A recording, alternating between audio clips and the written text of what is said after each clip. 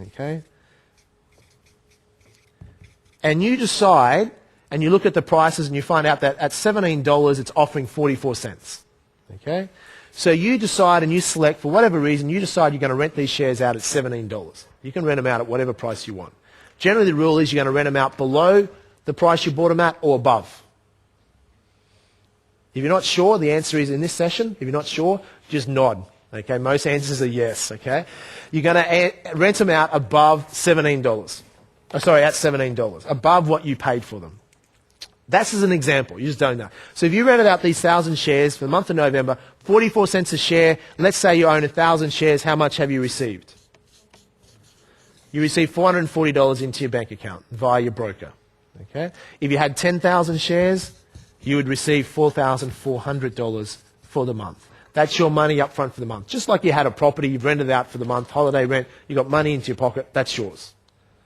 Your money to keep. It's like getting a dividend every month. Imagine that. So it's additional revenue that you've picked up. Why are we doing this? You don't have to rent shares, but why would you do it? One reason you would do it if you're after cash flow. It's a cash flow strategy. Now, if you're after capital growth, you can just do a different strategy or you can combine them. Okay? So what you can do, it's up to you what you're looking for, how you can combine these.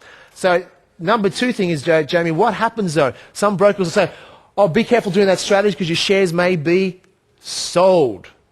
What they mean by that, if the share price, say, at the end of November, it's gone above $17 and it's now above $17 at the end of November, your shares could be what?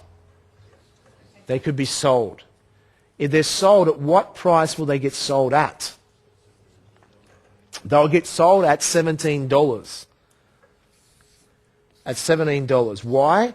Because remember this is the way it works. Whatever price you rented them out at is the price that will be sold at if the share market goes up, the price goes up above that.